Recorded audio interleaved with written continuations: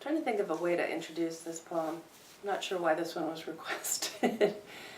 At this time, I remember in my young poetry writing career, I was experimenting with different types of meditations and different types of recollection of memory and different types of narrative craft. And of course different types of lyricism that evolve out of those combinations and experiments. And so and also I was really moving towards a character, and the last poem I'll read after this one is kind of demonstrates that, but I was really moving towards this sort of person that was not me, but had a lot of my memories and a lot of my fantasies and a lot of my sort of details, character details, but that there was a poetic distance between myself and that character. So I was really starting to develop an almost fictional persona.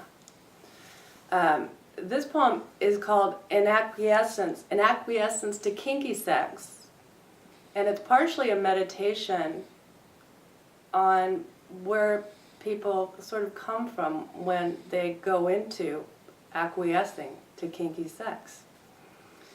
And it also borrows from details of my actual background. I grew up in Flagstaff, Arizona, very different place than Tucson. And I think I was sort of merging some memories of that childhood and teenagerhood with this new character. I had also just learned about people that hate themselves, which was a brand new concept for me. It was a very strange idea. So, you know, that's the spoiler. You're alerted. You're warned. This is where that's going. In Acquiescence to Kinky Sex, and it begins in Flagstaff, 1976. Oh, you know what happens in Flagstaff a lot, which used to disturb me intensely, is the phenomenon that sometimes we would hear on the radio, on television, the paper, that you know, a guy from the Indian reservation had fallen asleep drunk on the train tracks and died, and that for some reason was an image that would just completely freak me out every time I'd hear about it.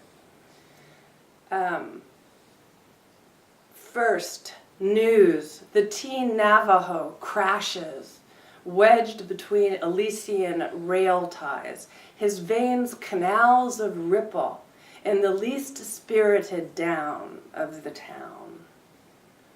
You were once a white, nail-bitten cheerleader, caught drunk in this posse of bewildertude, descriptive of your rotting forest, bluish dress irretrievably down. I was obsessed with the idea of sort of people like student council presidents, cheerleaders, prom queens that had, you know, terribly sordid home lives. I remember. Your parents, recovering, yes or no, gave your legs long rubs or not. Strong bronc ropers snapped their shirts, resplendent, noshing hostess products, ankles crossing at the cinder pits. Oh man, the sheer anthropology of it. Surrender was elegant flattening then, as if every slumber party starred you, giggler, stoned, then the traditional breathlessness till you'd faint. Then pleats, in a sense, in flames, pivoting at the concessions stand, wet wax cup of crush ascending. A stray dog humped your calf so hard you nearly killed it. At 4 a.m., your brother pins you, bleating. Oh, Jesus, how could he not hear it? How could he not hear a goddamn train? Skip ahead in time, Tucson, 1994. Here a rain is driving.